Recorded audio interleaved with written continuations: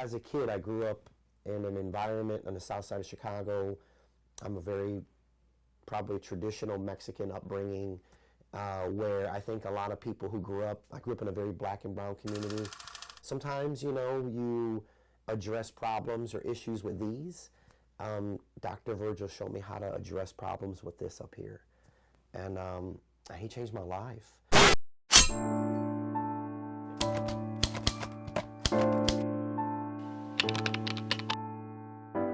And someone who has changed my life is Mr. Casillas.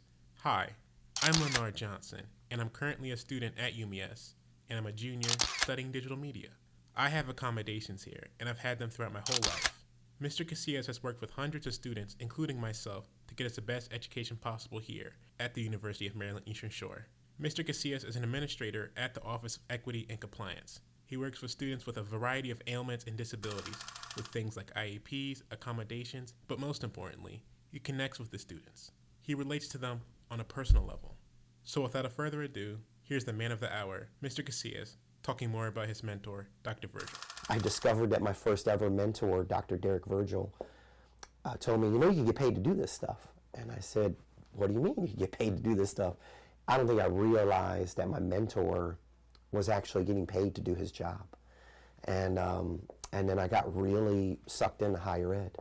And I found myself in a situation where I never wanted to leave, because if I could do for the students who were coming in, specifically students of color, who were coming in and to do what other people did for me, was something that was extremely attractive for me and I wanted to do. So hence why I've been working in higher ed for over 20 years now.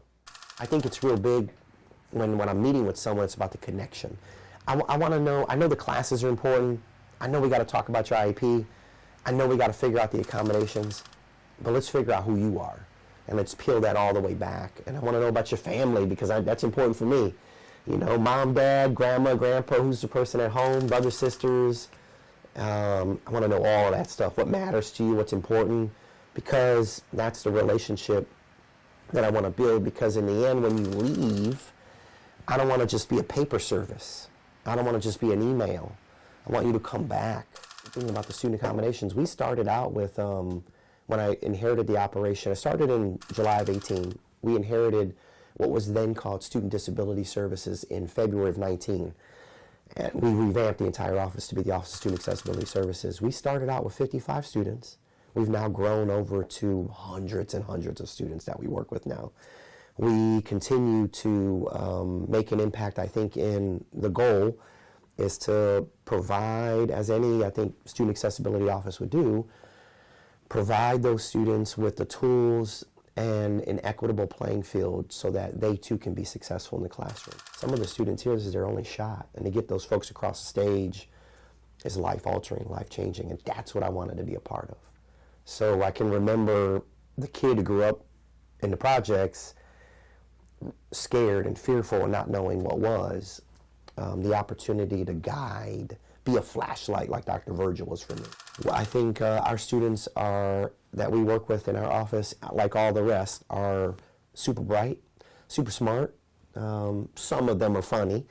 And, I think they are also doing a tremendous job, I think, on this campus, juggling what every other student is juggling, I think, as well. So I would say it's a common misconception that they cannot or that they're not able to.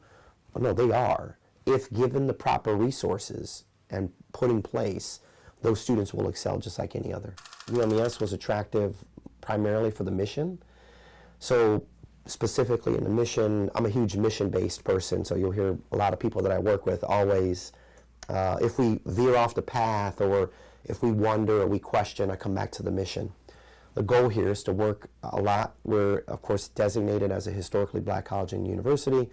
It's in our mission talking about first gens and students who historically have not had an opportunity. So with accommodations here, we just created a new program called Navigate that we have. It's a leadership program for our students. We know there's leadership programs on the campus that every student can participate in. We were thinking about a leadership program and an experience for students with disabilities who might have a little anxiety and a little hesitancy to get involved.